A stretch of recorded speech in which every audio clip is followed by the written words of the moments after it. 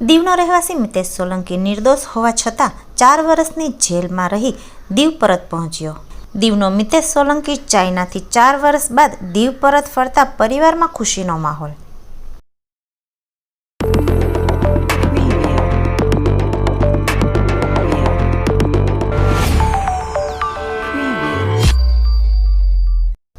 કેન્દ્ર શાસિત પ્રદેશ દીવના વધુ પડતા લોકો સીમેન તરીકે દેશ વિદેશમાં નોકરી કરવા જતા હોય છે, જેમાંથી અનેક લોકો ઘણી મુશ્કેલીઓનો સામનો કરે છે. જેમાં દીવનો મિતેશ સોલંકી પણ અનેક મુસીબતોને પાર કરીને પરત પોતાના વતન પોતાના ઘરે પહોંચ્યો છે. ત્યારે પરિવારમાં રાહત તથા ખુશીનો માહોલ જોવા મળી રહ્યો છે. માતા પિતા, પત્ની, એક બહેન, એક ભાઈ તેમના ભાઈ મિતેશ સોલંકીની વર્ષોથી રાહ જોઈ રહ્યા હતા. આજે તેને ઘરે આવતા જ પરિવાર ભાવુક થયું હતું. મિતેશ નિર્દોષ હોવા છતાં તેને 4 વર્ષ ચીનની જેલમાં સજા ભોગવી. વર્ષ 2019 ડિસેમ્બરમાં લગ્નના 2 મહિના બાદ તે એજન્ટના મારફતે 26/2/2020ના રોજ સેકન્ડ ઓફિસરના પદ પર નોકરીમાં જોડાયેલ.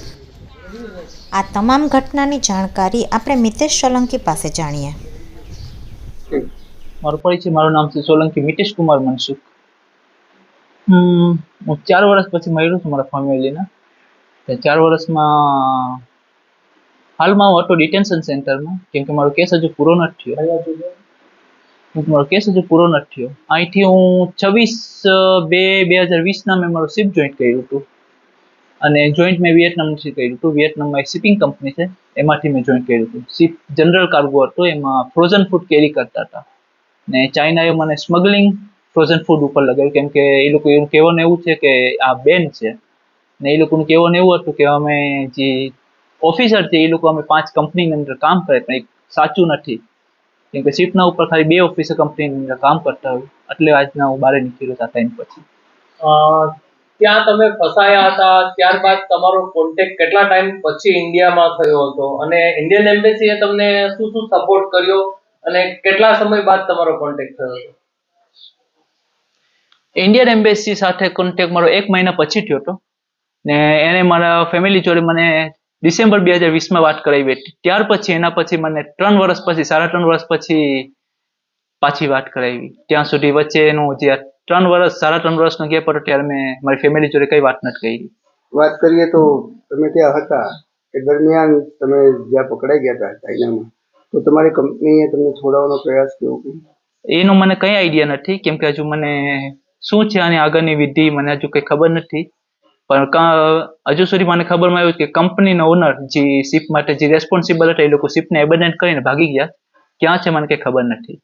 હાલ તમને છોડાવવા માટે તમારા ઘરનાઓનો અને કોનો સાથ સહકાર મળ્યો, અને સરકારશ્રી તરફથી કેટલો તમને સાથ સહકાર મળ્યો છે? સરકારથી મને શું મળ્યું છે મને ખબર નથી, પણ બધાએ મને ખબર છે કે જ્યારે મને છૂટવાનો ત્યારે એ લોકોએ મારા ફેમિલીને ફોન કરીને કીધું કે તમે ટિકિટ અરેન્જ કરો, એના કારણે આજે અહીંયા છું. બાકી હજુ પણ હું ચાઇનામાં છું. ટિકિટ કોના દ્વારા અરેન્જ કરો? મારા ફેમિલી, મારા ભાઈએ અરેન્જ કરી, મારી મધરે અરેન્જ કરેલ છે. ત્યાં તમને શું શું અગવડતાઓ પડી છે? ત્યાં કોઈ યાતનાઓ તમારી ઉપર તમને તકલીફો આપવામાં આવી? કોઈ તકલીફ નહીં, કોઈ ટોર્ચર નહીં. Even though if they are not talking with the loud voice also. તમારી ઉપર અત્યારે કોઈ કેસ કે ત્યાંનો કોઈ પેલો ચાલુ છે? ના. અત્યારે તમને રિલીઝ કર્યા છે, તમે અહીંયા આવ્યા છો? રિલીઝ કર્યા છે, પણ કેસ હજુ ચાલુ છે. Case is under process. તમારી માંગણી શું છે સમગ્ર ઘટનાને લઈને?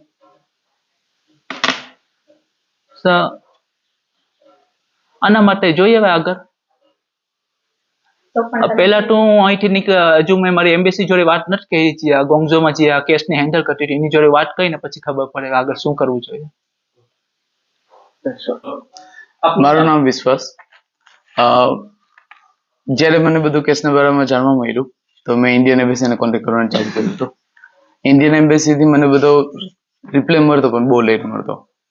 ઓછામાં ઓછો હું 1 મેલ કરું તો મને 15-20 દિવસ પછી મને મેલનો જવાબ મળતો. એ દરમિયાન મેં બહુ બધા શિપિંગ મેનેજમેન્ટમાં કોન્ટેક્ટ કરવાની ટ્રાય કરી. કોઈ સાઈડથી અમને કોઈ જાતની કાંઈ હેલ્પ નથી મળી. એ પછી ઓછામાં ઓછા 2 વર્ષ થઈ ગયા. એ પછી અમે રાકેશભાઈને મળ્યા, અને રાકેશભાઈને અમે બધું જણાવ્યું કે શું હકીકત હતી. રાકેશભાઈએ બધું ડિટેલમાં ઇન્વેસ્ટિગેટ કર્યું કે શું છે, એ પછી અમે બધા ધીરે ધીરે કોન્ટેક્ટ કરવાનું ચાલુ કર્યા અને રાકેશ સાહેબે બધા લોયરની સાથે કોન્ટેક્ટ કરી અને અમે બધી ડિટેલ મેળવવાની ચાલુ કરી. ખાસ વાત કરીએ તો તમારા ભાઈ જે ઘરમાં વડીલ કહેવાય એ હાજર ન હોય અને તમારે બધું આ કરવાનું રહ્યું, ભાઈ ક્યાં છે, આખી શોધખોળ, પરિવારને સાચવવું, કેવો માહોલ કેવો? ઓબ્વિયસલી બહુ ડિપ્રેશન વાળું જોવાનું છે. એ કોઈ ઇઝી વાત નથી. મેં બને ત્યાં સુધી બધું મારી રીતના કરવાની ટ્રાય કરી. મેં મારી ફેમિલીને થોડું દૂર જ રાખ્યું, કેમ કે મને ખબર હતી કે મારી ફેમિલી ડિપ્રેશનમાં થઈ ગઈ તો મારા માટે એ બહુ હાથ થશે. એટલા માટે પછી મને જ્યારે લાગ્યું કે નહીં, આ કેસ થોડો આઉટ ઓફ કંટ્રોલ થાય છે, કેમ કે ઓલમોસ્ટ 2 વર્ષ થઈ ગયા હતા, અમને કઈ જવાબ નતો મળતો. એ પછી મેં બધા મારા ફેમિલીને ઇન્ફોર્મ કરવાનું ચાલુ કર્યું કે આ હકીકત છે, આપણે બધાને કંઈક આગળ સ્ટેપ લેવો જ પડશે. વિશુલભાઈ, 4 વર્ષ પછી તમારા ભાઈ ઘરે આવ્યા છે. પ્રશાસન તરફથી, સરકારશ્રી તરફથી કેટલો સહયોગ મળ્યો? પરિવાર તરફથી તો સપોર્ટ મળ્યો છે, એડવોકેટ રાકેશભાઈ તરફથી જે સપોર્ટ મળ્યો છે એ ખૂબ કાબિલે દાદ છે. તમારી પેશન્ટને પણ દાદ આપવી પડે છે, પણ સરકારશ્રી તરફથી તમને કેટલી હદે સપોર્ટ મળ્યો છે? અને આવું ફરી ન બને, કારણ કે 4 વર્ષ ખૂબ લાંબો સમયગાળો છે, એ બાબતે શું કહેશે? મેન તો બધા શિપિંગ મેનેજમેન્ટ હોય, ગવર્મેન્ટ જે બધા હોય, એ લોકોને બધાને ઇન્વોલ્વ થવું જોઈએ આવા કેસમાં.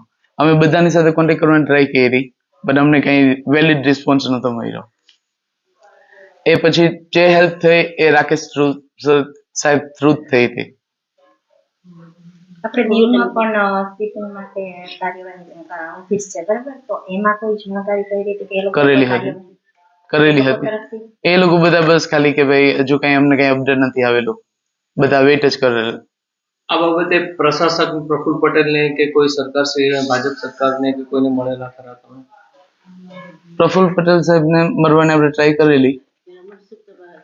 મનસુખ શિપિંગ મેનેજમેન્ટના પ્રેસિડેન્ટ છે, એમની સાથે બી મળ્યા, ત્યાંથી બી અમને કોઈ જાતની કઈ હેલ્પ નથી મળી. 4 વર્ષ સુધીમાં તમારા ભાઈને છોડાવવામાં તમારે આર્થિક કેટલો ખર્ચો આવ્યો? અને છેલ્લે એવું પણ જાણવા મળ્યું, ભાઈએ જણાવ્યું કે ટિકિટ પણ તમે સ્વખર્ચે પેલું કર્યું છે, તો અંદાજે કેટલો ખર્ચ થયો આ બાબતમાં? મેં ખર્ચાનું તો ક્યારેય કેલ્ક્યુલેશન માર્યું જ નથી. અંદાજે શું કહેશો? ફરી આવો કોઈ બનાવ બીજી કોઈ વ્યક્તિઓ જોડે ન બને તો તમારી સરકારશ્રી તરફ કોઈ માંગ ખરી સરકારશ્રી પાસે?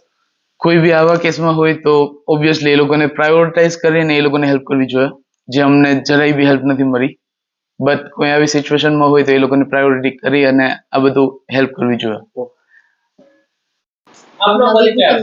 મારું નામ છે વિભૂતિ મિતેશ.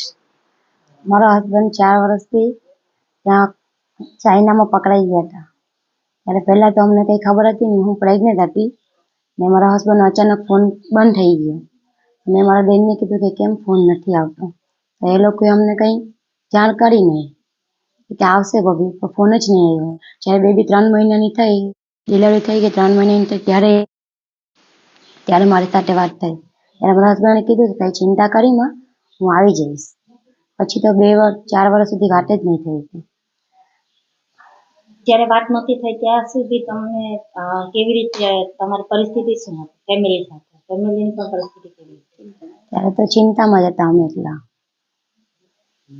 કોના દ્વારા તમને સપોર્ટ મળ્યો અને કોના દ્વારા તમને જાણ થઈ કે જ્યાં એટલા ટાઈમથી ત્યાં છે તો કઈ રીતે બહાર લાવવા, એના માટે શું શું પ્રયત્નો કર્યા? અને તમારે તમારી દીકરીને પણ સંભાળવાની હતી, સાથે સાથે કુટુંબની પણ જવાબદારી હતી.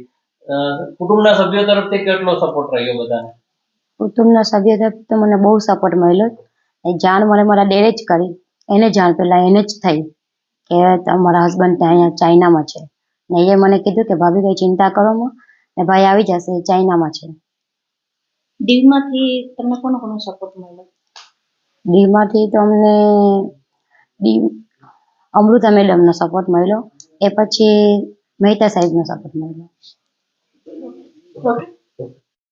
આપનો પરિચય આપજો. મારું નામ છે આરતી વિમલકુમાર બામણિયા. હું મિતેશના બેન છું અને મારા ભાઈ જ્યારે પકડાયા ત્યારે અમને ખબર પડી ત્યારે અમે પણ બધા બહુ ટેન્શનમાં હતા કે હવે આમાંથી શું કરવું જોઈએ એમ. પછી મારા ભાઈ અમને એમ કે જણાવ્યું એમ કે ભાઈ આવી રીતના ચાઇનામાં પકડાઈ ગયા છે તો એને છોડાવવા માટે આપણે કઈ કોશિશ કરવી પડે એમ. અને પછી અમે બધા પાસે મળવા માટે ગયા, અહીંયા કલેક્ટર પાસે મળવા ગયા, પછી બીપી કલેક્ટર સાહેબ પાસે મળવા ગયા, પછી કિરીટ વાજા સાહેબ પાસે મળવા ગયા, બધા પાસે અમે મળ્યા, પણ અમને હેલ્પ ન કરી, અમને આગળ ન બધું કઈ સપોર્ટ ન કર્યો.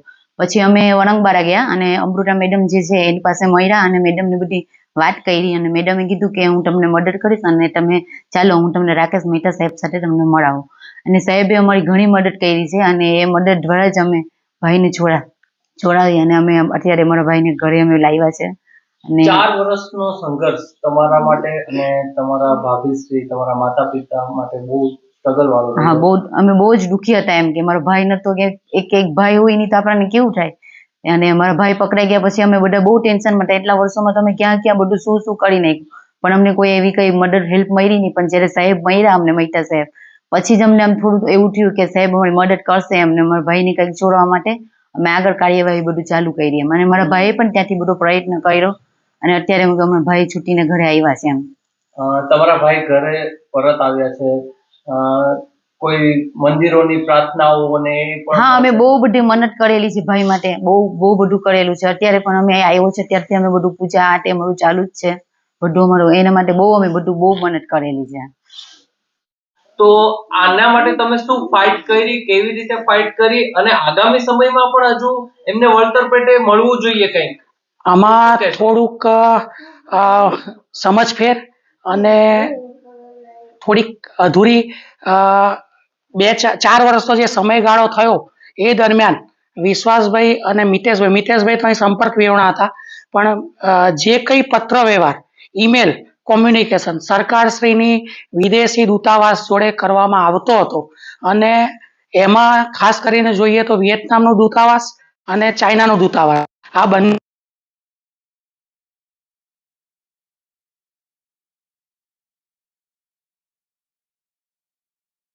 ને શોધવા માટે જે કરેલા છે એ પત્રવ્યવહાર જોતા લાગે છે કે બંને દૂતાવાસ દ્વારા પૂરતો સહયોગ અને સહકાર મળેલો છે. પરંતુ જે માહિતી, ચાઇના ગવર્મેન્ટ એક એવી સરકાર છે કે જે ઇન્ડિપેન્ડન્ટ છે, જે ઇન્ટરનેશનલ કોર્ટમાં પણ પ્રતિનિધિત્વ ધરાવતી નથી. તે સંજોગોમાં તેમના તરફથી જે સહયોગ મળવો જોઈએ એ ચાઇના ગવર્મેન્ટ તરફથી અમને સહયોગ, જવાબ જ, રિસ્પોન્સ જ મળતો નહોતો. આપણી પાસેથી જે કોઈ પત્રવ્યવહાર કરીએ આપણે એ બધા ત્યાં પહોંચતા હતા ખરા, પણ સામે શું કરે છે કાર્યવાહી એ ફક્ત આપણને આપણી ભારતીય દૂતાવાસ દ્વારા જ માહિતી મળતી હતી. અને આની અંદર શરૂઆતથી હાનિયા, એટલે વિયેતનામમાં હાનિયા કરીને જે વિસ્તાર છે, એમણે જે મિતેશ સોલંકી જે કંપનીમાં નોકરી કરતો હતો, જે કંપનીની એજન્સી શિપમાં એ ફરજ બજાવતો હતો, એ કંપનીને શોધવાનો પણ પ્રયત્ન કરેલો, એની એજન્ટને પણ શોધવાનો પ્રયત્ન કરેલો. જે તમામ માહિતી એ લોકોએ આપણે વિશ્વાસભાઈને ઈમેલના માધ્યમથી જણાવેલી.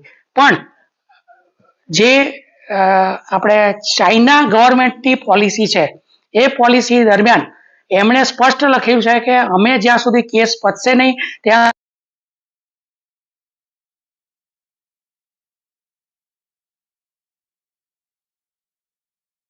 કરતા હતા. મિતેશભાઈનો કોન્ટેક્ટ થતો હતો એના પરિવાર સાથે. એ સંજોગોમાં પરિવાર ખૂબ જ દુવિધાજનક પરિસ્થિતિમાં મુકાઈ ગયું હતું. એમને 2-2.5 વર્ષ, આજે કોઈ પણ વ્યક્તિને જ્યારે ડિટેન કરે એ વખતે કોન્ટેક્ટ થાય ને પછી ક્યાં છે એ વસ્તુની માહિતી ના આપવામાં આવે તો ઓબ્વિયસલી કે પરિવાર એક વિકટ અને દુવિધાજનક પરિસ્થિતિમાં મુકાઈ જાય. એ પરિસ્થિતિનો સામનો આ સમગ્ર પરિવારે કરેલો. મિતેશભાઈના પિતા પેરાલિટિક એટેક ધરાવે છે, એમને સારવાર હેઠળ, પત્ની એકલી અહીંયા આગળ, ભાઈ છે યુકેમાં હતો.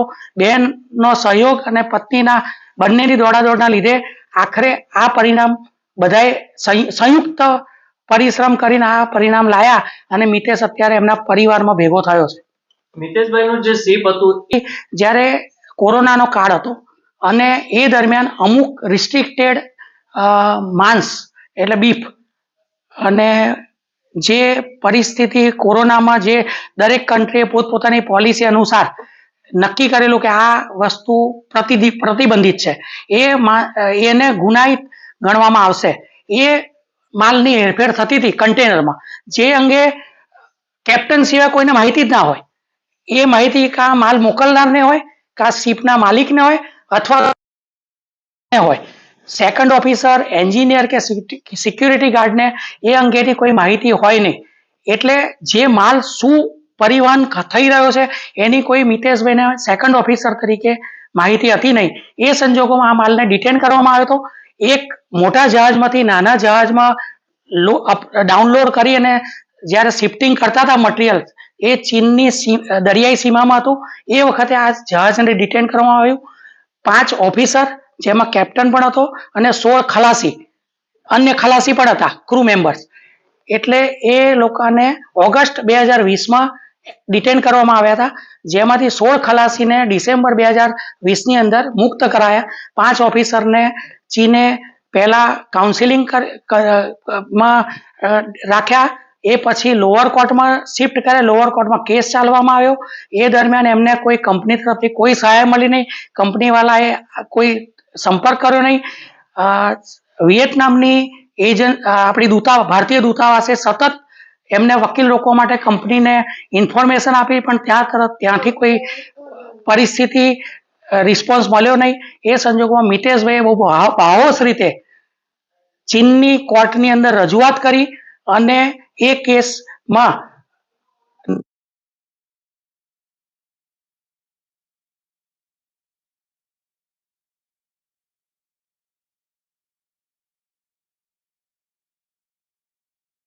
ભાઈ અને મેં પોતે ચીનના ચીફ જસ્ટિસને, ચીનના પ્રેસિડેન્ટને અને અલગ અલગ માધ્યમોથી તેમજ ચીનના વકીલ સાથે સંપર્ક કરી અને પરિવારની જે પરિસ્થિતિ છે, આર્થિક પરિસ્થિતિ, સામાજિક પરિસ્થિતિ, એ જણાવવાનો પ્રયત્ન કર્યો. અને એ બધું જોતા ચીનની ઉપલી કોર્ટે એટલે હાઈકોર્ટે સજા ઓછી કરી. દંડ જે હતો એ દંડ ભરાવ્યા વિના પણ એમને રિલીવ કર્યા.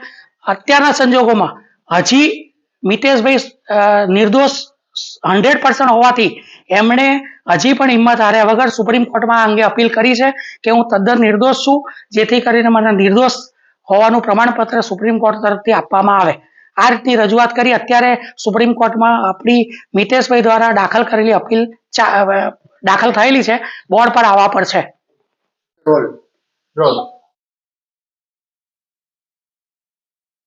એડવોકેટ, ગુજરાત હાઈકોર્ટ, ગુજરાતમાં તેમજ દમણ દીવમાં સ્પેશિયલી પ્રેક્ટિસ કરું છું. ખાસ કરીને રેવન્યુના કેસ લઉં છું, પણ મિતેશ સોલંકીનો કેસ એક જટિલ તેમજ એક ઇન્ટરેસ્ટિંગ મેટર હોવાથી એના પરિવારના સદસ્ય બેન આરતીબેન તેમજ એમના પત્ની વિભૂતિબેને અમૃતાબેન બામણિયા દ્વારા મારો સંપર્ક કરેલો અને આ કેસમાં મેં થોડોક પારિવારિક ધોરણે રસ લીધેલો. આમાં વકીલ તરીકે નહીં, પણ એક પરિવારનો સભ્ય છું એમના, એ રીતે મેં આ કેસની અંદર રસ લઈ અને આગળની કાર્યવાહી કરેલી. વાત કરવામાં આવે તો 4 વર્ષ જેટલો સમય